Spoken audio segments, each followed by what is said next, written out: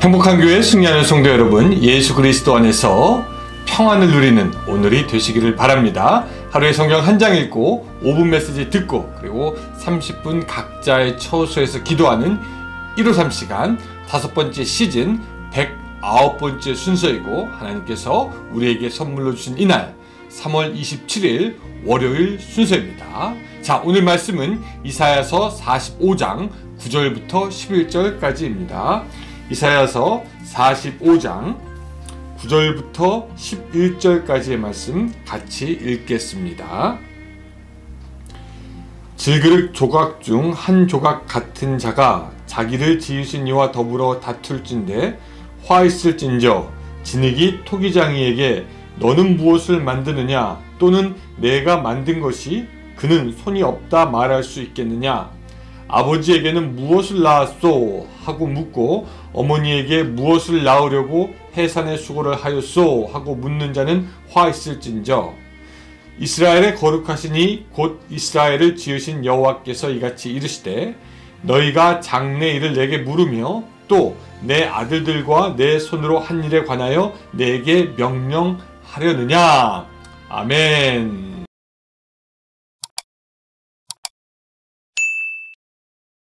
아이들을 키우는 집에서 흔히 하는 말 중에 하나가 미운 4살이라는 말이라고 하죠. 지금은 아이들이 더 말을 안 들어서 미친 4살 이렇게 말을 한다고 하기도 합니다. 이 미운 4살의 특징은 자아가 점점 생기는 때라고 하지요. 그래서 서열에도 관심을 갖기 시작하는 때라고 합니다. 자기가 엄마보다 서열이 높다라고 생각하는 그 아이들은요, 엄마의 권위가 없다라고 생각하고 엄마의 말을 듣지도 않는다. 이때가 4살이라고 합니다. 그래서인지 밥 먹어 그러면 안 먹어 이런 말이 바로 나오고요. 옷 입어 그럼 안 입어 이런 말이 바로 나옵니다. 이렇게 자기 중심적으로 생각하기에, 또 엄마가 야, 방 좀 어질르지 말고 너가 좀 치워라 이런 얘기하면은 방을 어질렀는데 내가 왜 방을 치워야지. 또 엄마가 TV 보니까 조용해 그러면 아니 엄마가 TV 보는데 내가 왜 조용해야 되지 라고 생각한다라는 것입니다. 자기 중심적인 생각이 4살 아이의 특징이다 이렇게 얘기를 하더라고요.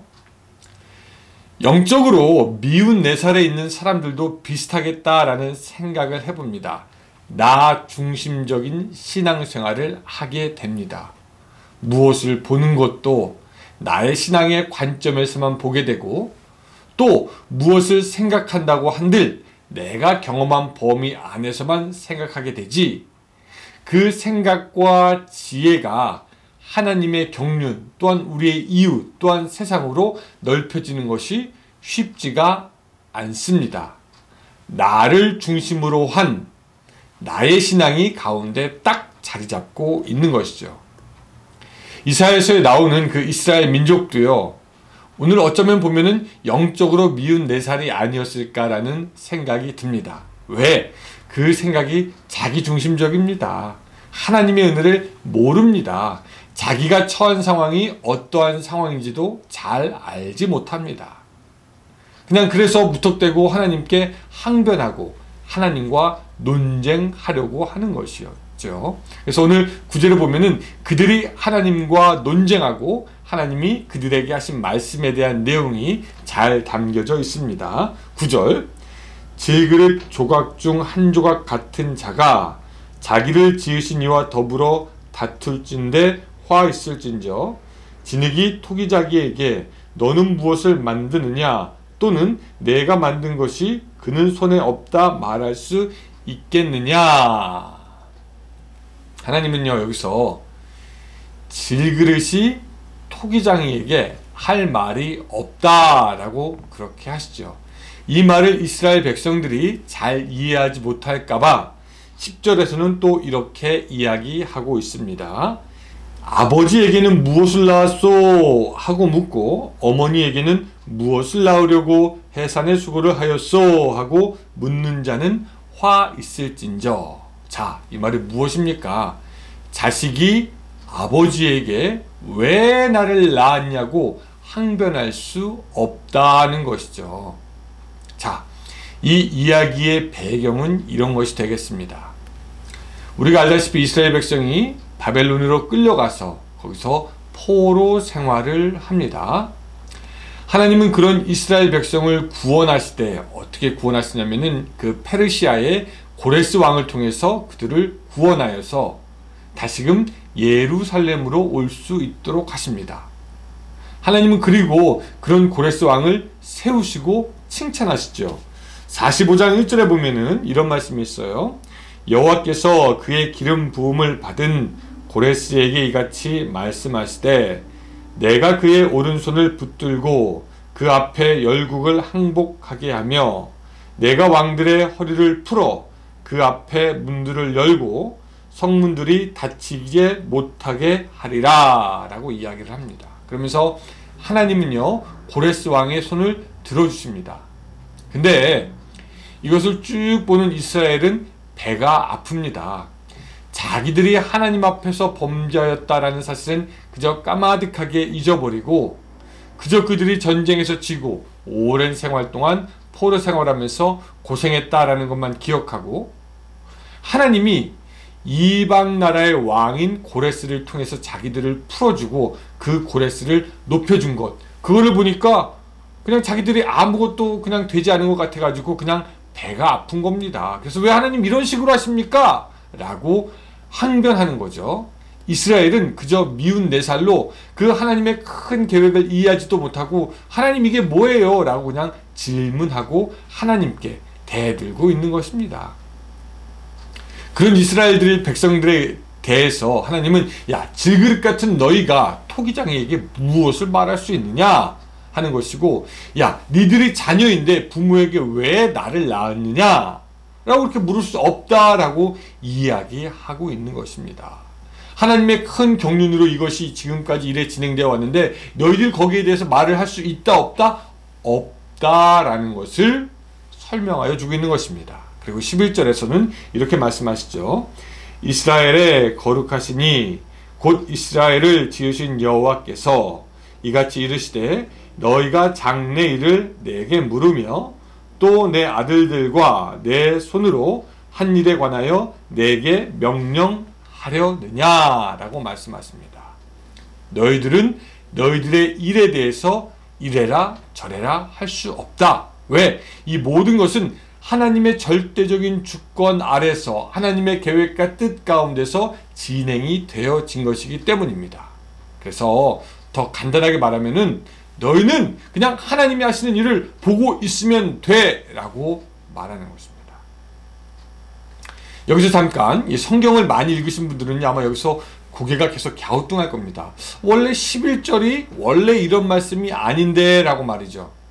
여러분 실제로 우리가 쓰고 있는 이 개역 개정판 이전에 개역 한글판에는 성경이 조금 다르게 나와 있기는 합니다. 이거 참고적으로 알아두시면 재밌어요. 거기는 뭐라고 나왔냐면은 이스라엘의 거룩하신 자 곧 이스라엘을 지으신 여호와께서 가라사대 장래일을 내게 물으라 또 내 아들들의 일과 내 손으로 한 일에 대하여 내게 부탁하라 라는 말로 나오는데 여기서 부탁하라 라는 말은 사실 번역에 조금 오류가 있는 것이고요.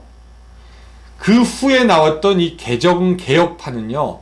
하나님은 이 구절에서 나에게 명령하려느냐? 라는 말로 이것이 원래의 의미에 맞는 번역이 되겠습니다. 무슨 말이냐? 너희들은 내가 한 것에 대해서 명령할 필요 없다. 부탁할 필요 없다. 내가 다 할 것이다. 하나님의 절대적인 주권을 하나님께서 오늘 본문에서 나타내시고 있는 겁니다. 어쨌든 우리는요. 우리의 삶에 때로는 하나님 앞에 원망 아닌 원망할 때가 있고 또 우리의 처지에 대해서 푸념을 늘어놓을 때도 있습니다. 다른 사람과 비교하여 보면은 또 우리의 환경이 더욱 비참해 보이기도 하죠.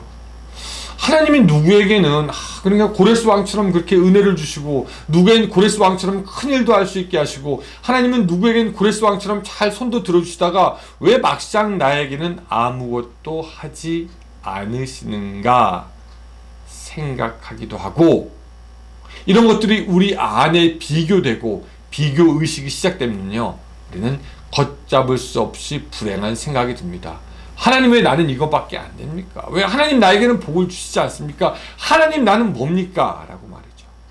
그런데 우리는 여기서도 기억해야 합니다. 우리는 그저 질그릇과 같은 존재이고 하나님의 손에 있는 진흙과 같은 존재입니다.